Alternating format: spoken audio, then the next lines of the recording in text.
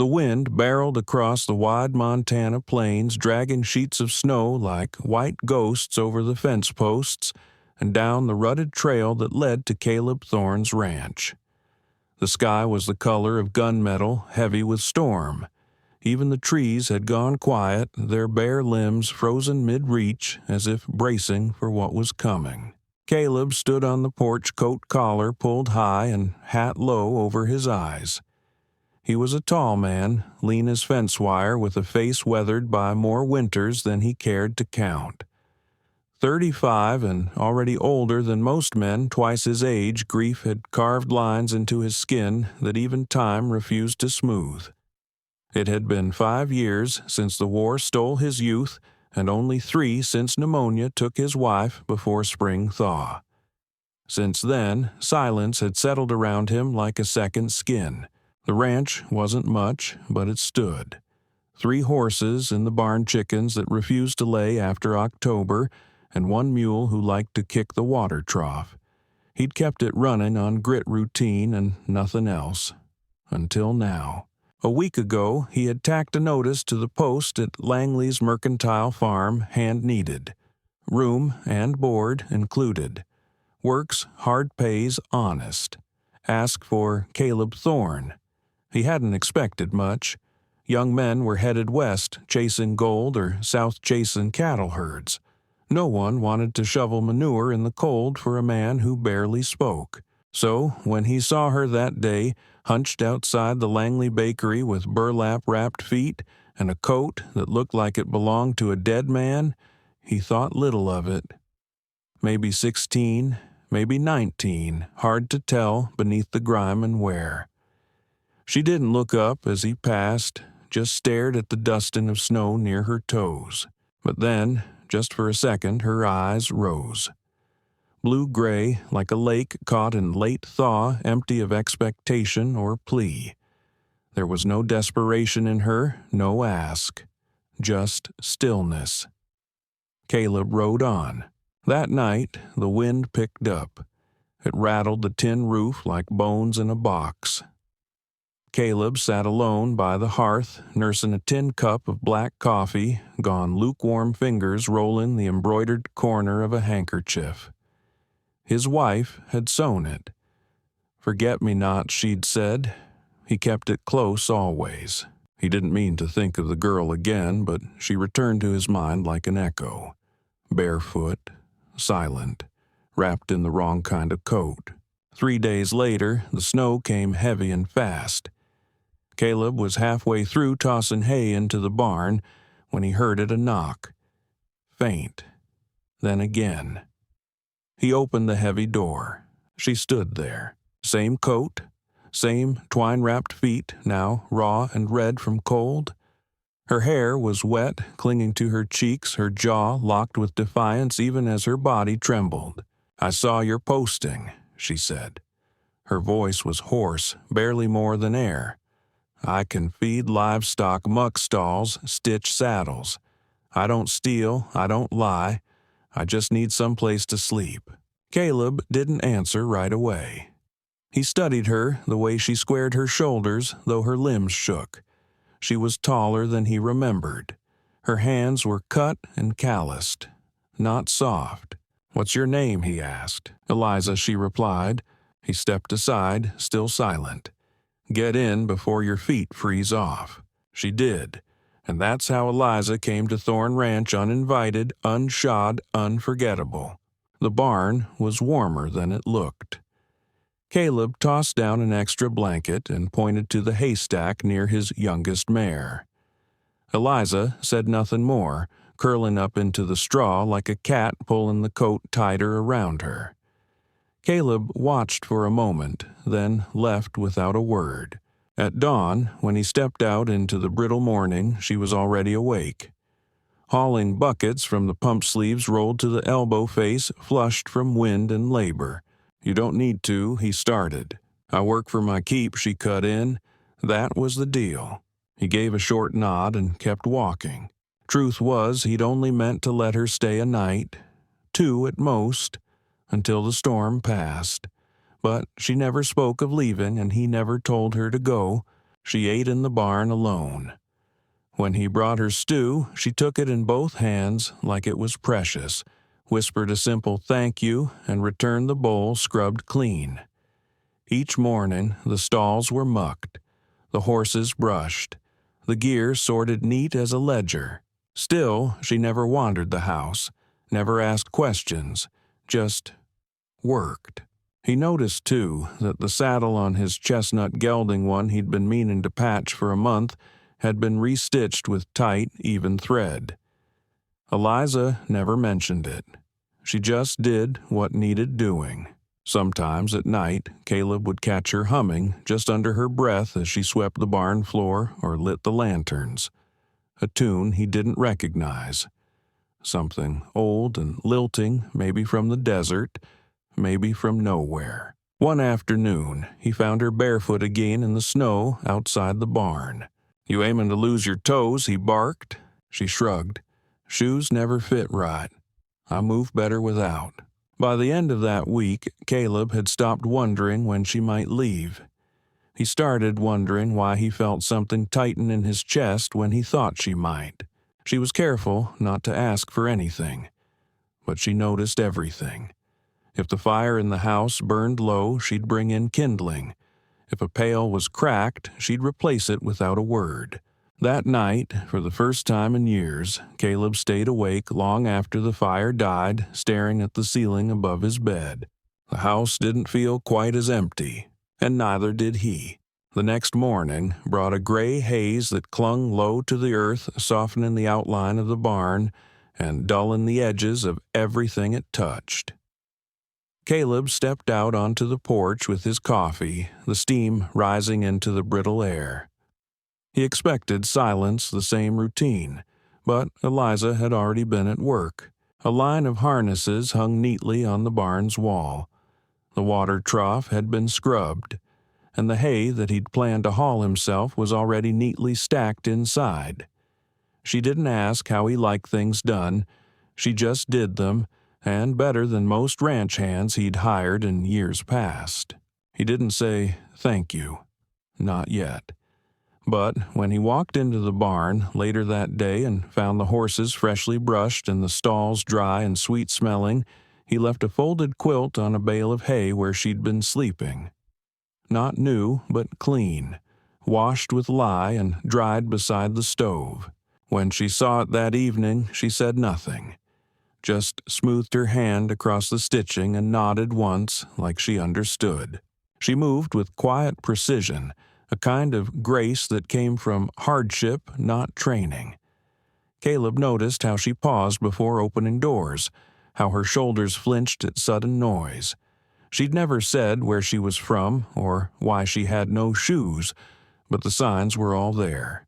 Signs of someone used to being careful, used to being unseen. That night, while he was fixing a broken hinge in the tack room, he heard a soft rustling. Eliza sat on the floor by the wall threading a needle with strips of fabric torn from the hem of her skirt. His old coat, the one with worn cuffs and a tear at the elbow, lay across her knees. She was stitching it back together, slow and careful. He didn't interrupt, just watched for a moment from the shadows. The barn smelled of straw and wood smoke, warm despite the cold outside. Her lips moved softly, maybe in prayer, maybe in memory. That night, when she came in to refill the wood bin, he pointed toward the storeroom near the kitchen. "Sleep in there tonight," he said. "Barn's too cold." She blinked as if not sure she heard right. Her eyes flicked to the fire, then the blanket laid neatly on the cot. "Thank you," she whispered. He nodded and turned away, not trusting himself to say more. The storeroom was small, no bigger than a pantry, but it was hers now. A cot with a real quilt, a lock that worked from the inside, a tin basin on a shelf. No one had told her to move in, but when she saw her meager belongings already folded at the foot of the bed, she knew. That night, she slept with both hands under the pillow, instead of one gripping a hidden knife. The wind howled outside, but inside, for the first time in years, she slept. As the weeks passed, the rhythm of the ranch changed. Caleb began teaching her how to tend the horses in more detail, how to spot a fever early, how to calm a spooked gelding. She listened closely, storing each word like it might disappear. She still didn't speak much, but when she laughed, really laughed, it lit the barn like sunlight breaking through storm clouds. Caleb had been showing her how to mount the mule properly. She'd slipped landing in a pile of hay with a startled yelp. He turned, expecting a curse or groan, but she burst into laughter instead, rich and bright. He chuckled without meaning to. It was the first time he'd heard his own laugh in years. It felt unfamiliar and good. In the kitchen, a few days later, she asked if she could try making biscuits. Caleb shrugged. "Haven't had a good one since." "Well, ever," he muttered. They were uneven, slightly burnt. But when he took a bite, he went back for a second without thinking. She watched his face, waiting. "Well?" she asked. He swallowed. "Best I've had." She grinned and lit the lamp for supper without saying more. That night, he noticed her humming again, only this time it was louder, confident, like she had a place to belong. Still, she never offered her story. Not fully. But now, Caleb didn't feel like he needed all of it. He saw her every morning, sleeves-rolled boots still absent, working harder than anyone had a right to in that weather. He saw her strength, her grace, her silence. Then, one night, when the fire was burning low and the wind began to rise again, he heard something different, a muffled sound, not quite a cry. He moved to the hallway. The light under her door was gone. He knocked, no answer. Inside, he found her curled on the floor knees, drawn-up blanket, tossed aside like she'd fought it in her sleep. Her shirt had fallen from one shoulder. The lamplight cast just enough glow to reveal a long white ruff running from her back down to the small of her spine. She turned toward him, startled. Her breathing was ragged. "I'm fine," she whispered. He didn't push, just backed away, closing the door gently. The next morning, something in him shifted. He walked out to the old shed.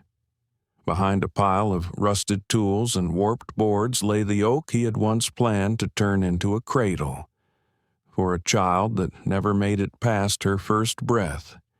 He had never touched that wood again until now.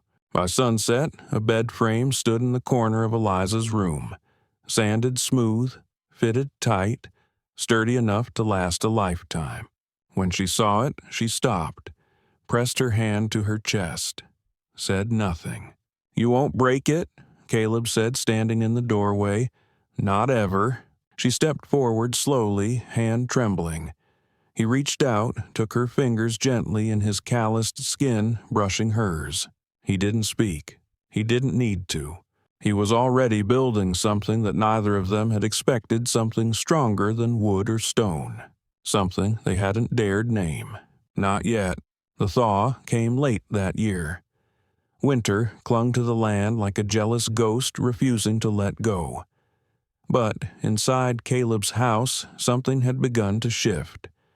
Not with words, those still came sparingly, but in the silences between them, in the steady rhythm of shared chores, in the way he left an extra biscuit out without saying why, in the way she began to hum again, not out of habit but comfort. One morning, as Caleb was mending the south fence, he found Eliza by the corral staring into the hills.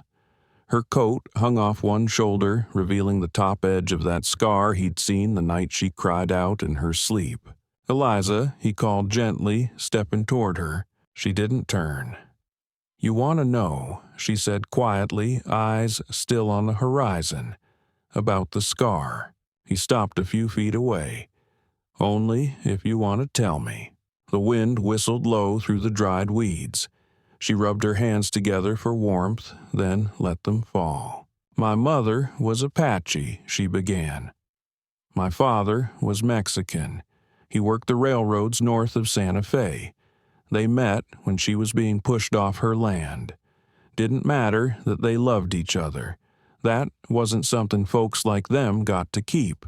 Caleb listened, his jaw set, hands still at his sides. He got strung up for stealing a mule he never touched. She was sent back south. I never saw her again. Her voice faltered. I was maybe 10. A preacher's wife took me in for a time, then sold me off to a rancher who needed help with the cooking. She didn't cry. She just stood straighter, her voice steady. I scrubbed floors until my skin split. First time I spilled a plate, he whipped me. Her fingers ghosted along her back. Second time left a mark. Caleb stepped closer, fists clenched. You ran. She nodded. Played dead when the barn caught fire. Let the smoke cover me. Crawled out under the boards and walked 3 days barefoot. Swore I'd never go back to being invisible.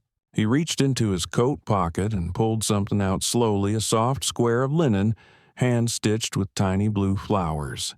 His wife's handkerchief. He held it out to her. I don't have much, he said, but I know what it feels like to carry ghosts. Eliza stared at the fabric, then looked up. My name's not really Eliza, she whispered. I don't even remember what it was. Last person who called me something kind died before I turned 15. Caleb didn't press her. He just nodded, once placed the handkerchief on the fence post beside her, and walked back toward the house, the silence between them heavy but clean. Later that evening, he heard the soft squeak of the front door. She'd let herself in as she had every night since he gave her the storeroom, but this time she lingered near the hearth.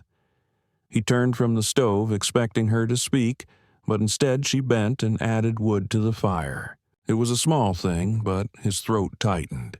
She wasn't just warming herself. She was staying. The next morning, he left before sunrise and rode to town. He didn't say why, didn't tell her where he was going, just saddled his horse and left a warm bowl of oats on the table.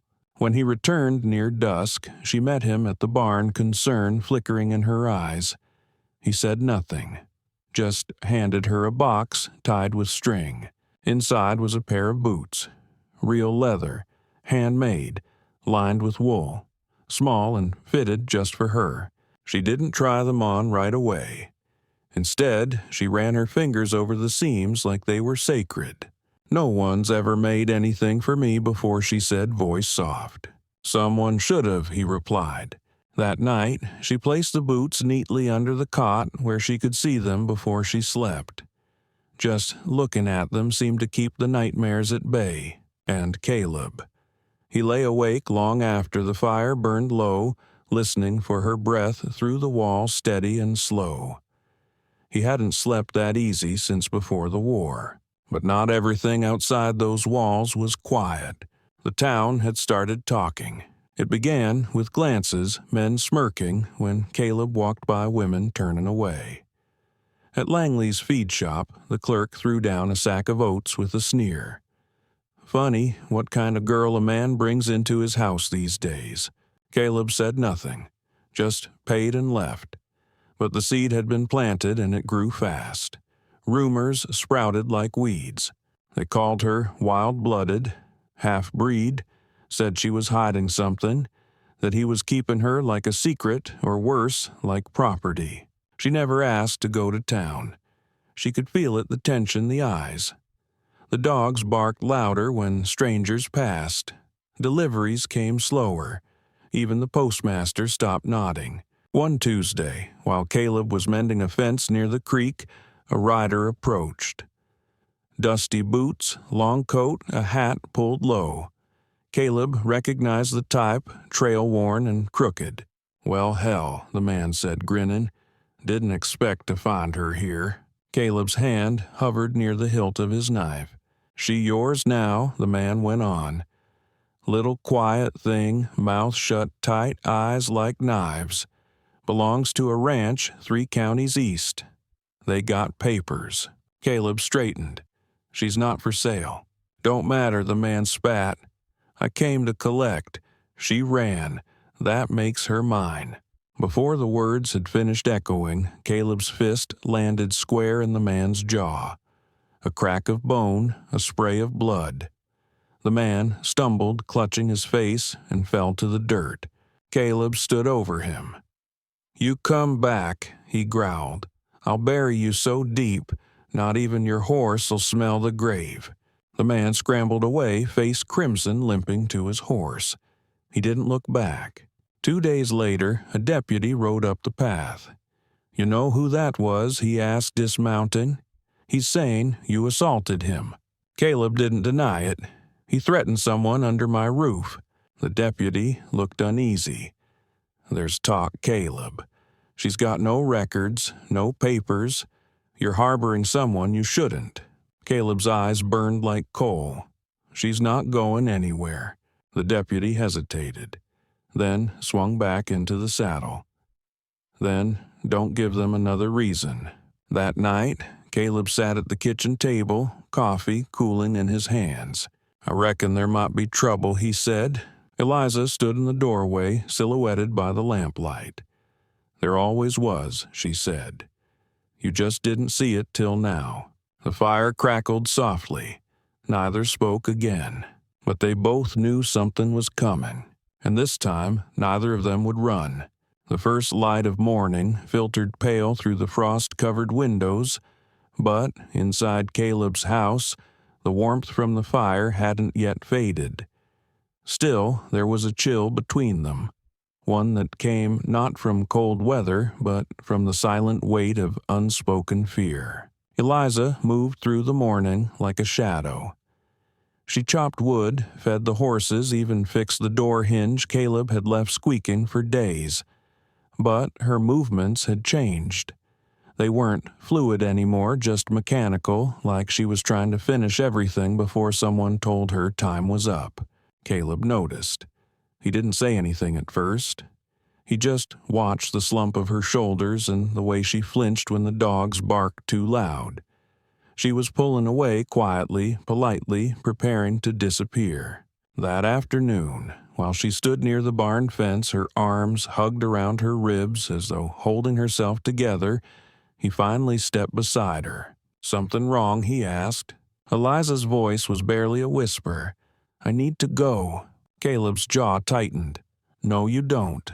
"Yes, I do." Her eyes were dry but red-rimmed from holding back.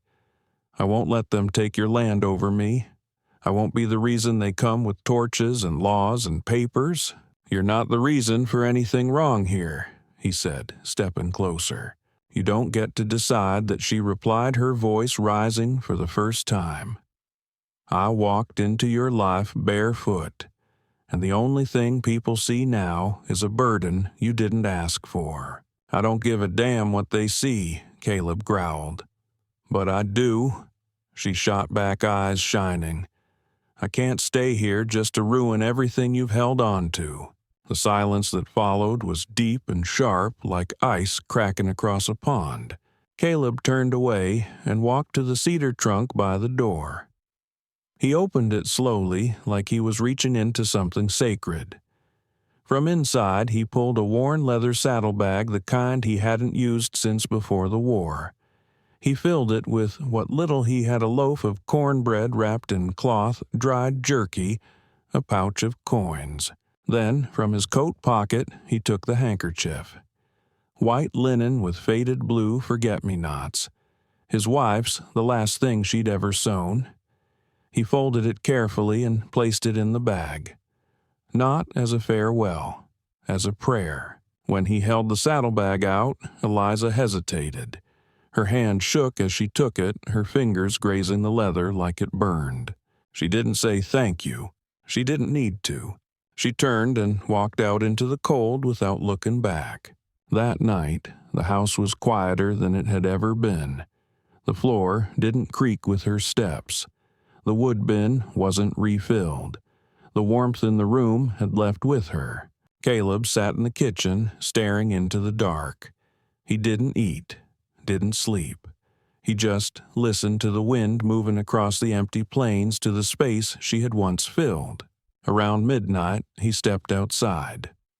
The barn loomed ahead, its doors gently swaying with the wind. He stood by the gate, staring into the darkness beyond, hoping for movement, for some sign that she'd return. But she didn't. Morning came dull and sluggish. He fed the horses without looking them in the eye. The dog whined at the door, confused. The mare nickered, waiting for a hand that didn't arrive. He let the hay run low. The fence on the south end sagged. He didn't fix it. He just stared at it and turned away. The stove barely stayed lit through the night, and the fire in his chest had gone cold. And yet, even in the stillness, he told himself she was better off, that she was somewhere warmer, safer, that she'd found a kitchen in a town that wouldn't ask questions, that she was sleeping without knives under her blanket. But the silence she left behind wasn't the peace he thought it might be. It was hollow, and it was killing him. Days passed. Maybe weeks, he couldn't tell any more.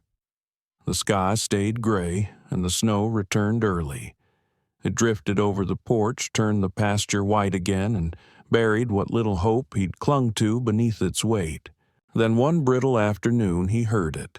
3 knocks. Soft, uncertain. He froze, not daring to believe. He crossed the floor in 3 long strides and opened the door. There she was, Eliza. Hair, wind-blown lips cracked from cold eyes rimmed red. Her coat was the same one she'd worn the first night, her feet wrapped in twine and linen. She opened her mouth to speak, but the words wouldn't come. Her body swayed slightly, her knees threatening to buckle. "I tried," she whispered.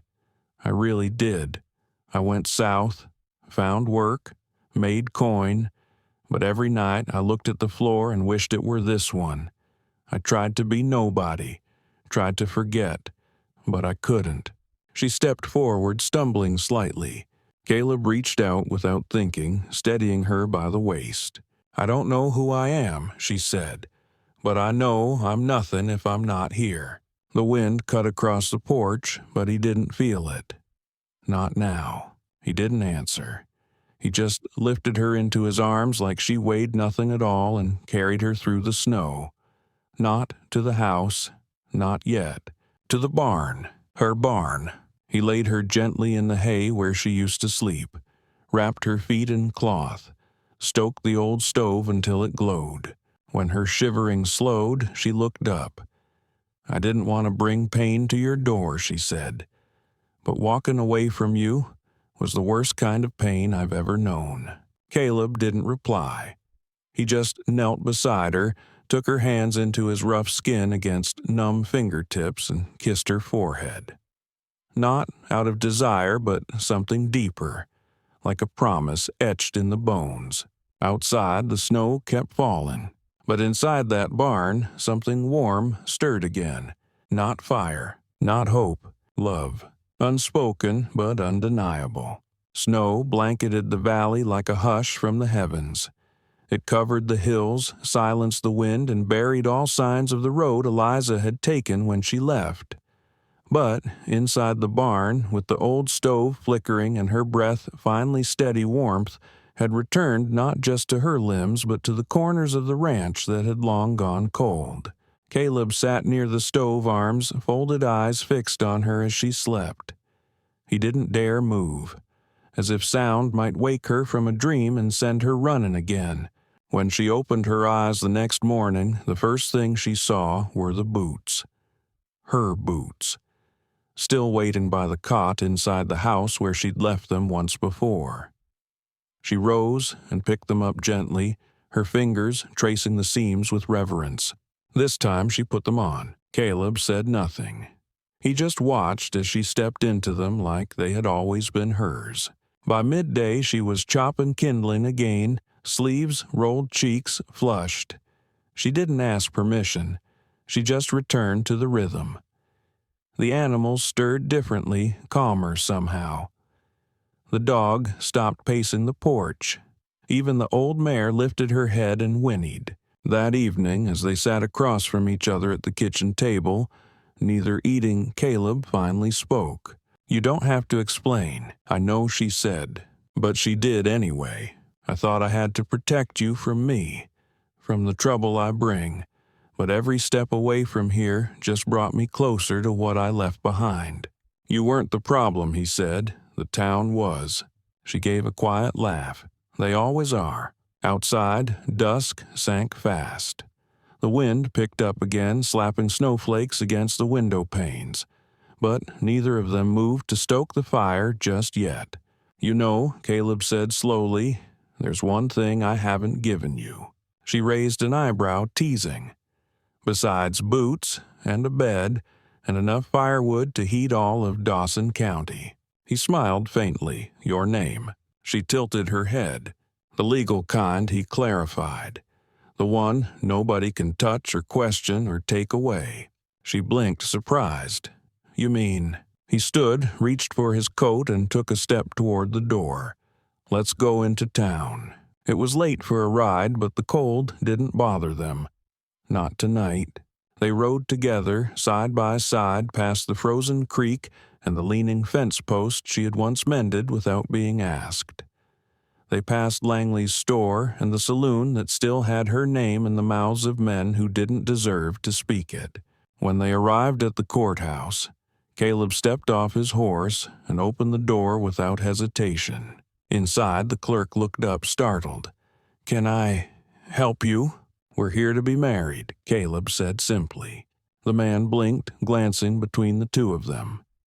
Eliza stood tall, back straight, hands folded. "Full name?" the clerk asked. Caleb looked at her, his eyes soft but sure. She nodded once. "Eliza Thorne," he said. The scratching of the pen filled the room. With the stroke of ink and the seal pressed firm, she became more than a girl who had arrived barefoot on a stormy night. She became untouchable by the laws that once marked her as less. She became his partner, not owned, not hidden. Chosen. When they stepped outside, the sun was setting in gold streaks across the snow, and townsfolk stopped to stare. Some whispered. Some looked away. But Caleb never lowered his gaze, and Eliza never dropped his hand. A week later, word came that the man who once claimed her had been charged with fraud and coercion in another county. His claim to her, papers and all, was dismissed in court. With the help of a lawyer Caleb hired by selling the northern pasture, Eliza's name was no longer a question mark. It was carved into record.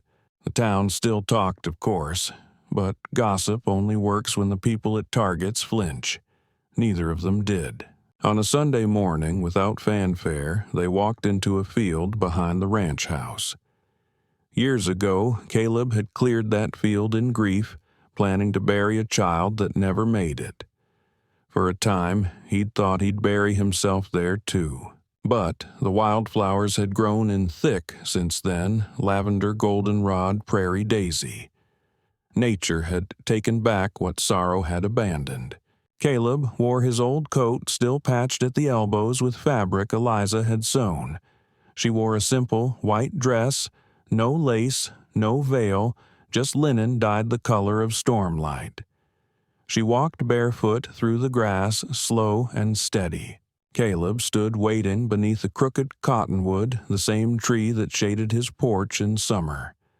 The old hound sat beside him, the one who had once growled at strangers but had always curled up at Eliza's feet. When she reached him, he took both her hands in his. "I don't have a ring," he said. "I never needed one," she answered. They made no vows. The land bore witness. The wind carried their silence. Later, they shared apples and stale bread under the tree, laughing at nothing and everything. It was enough.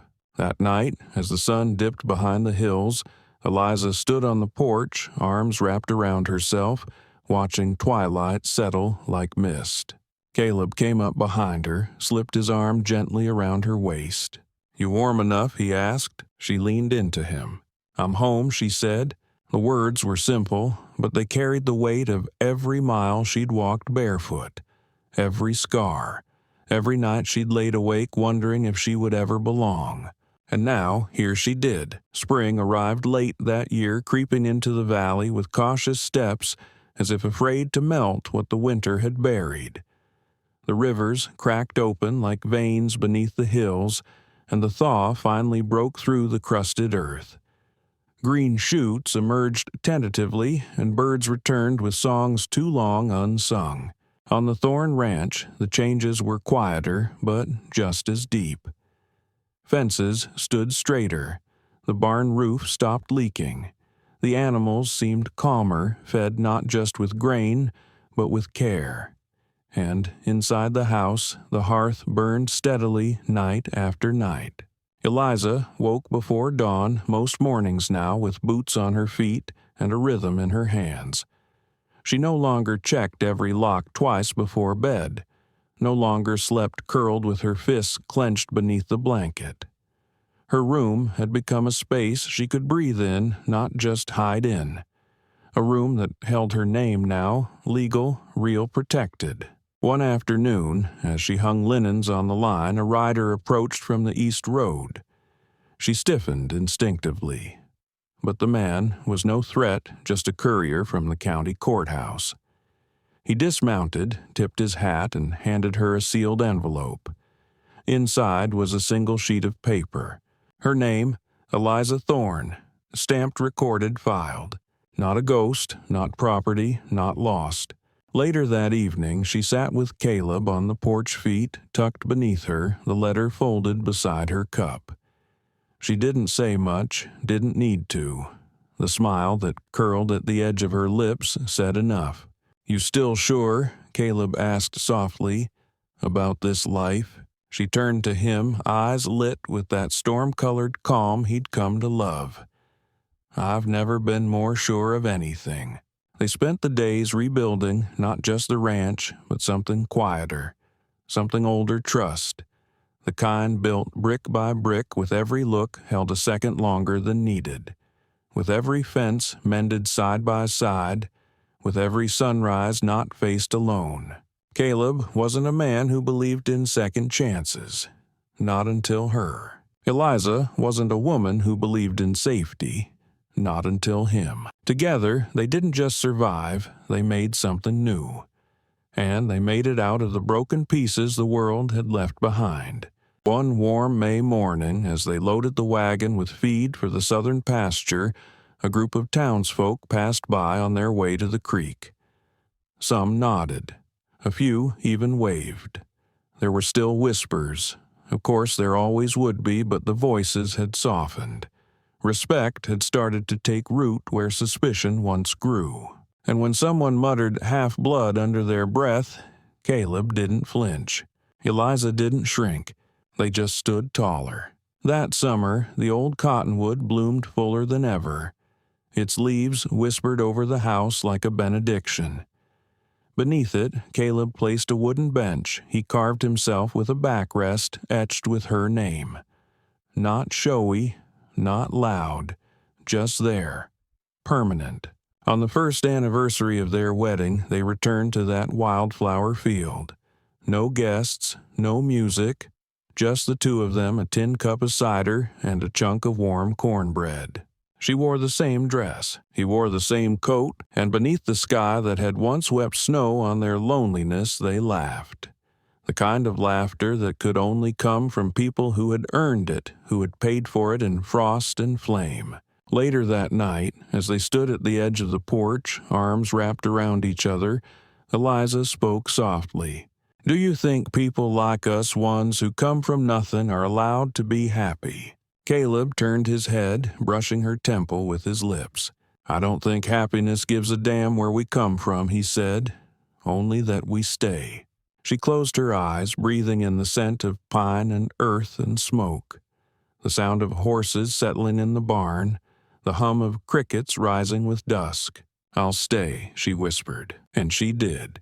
Through every season that followed, blistering summers, lean harvests, bitter Decembers, they stayed.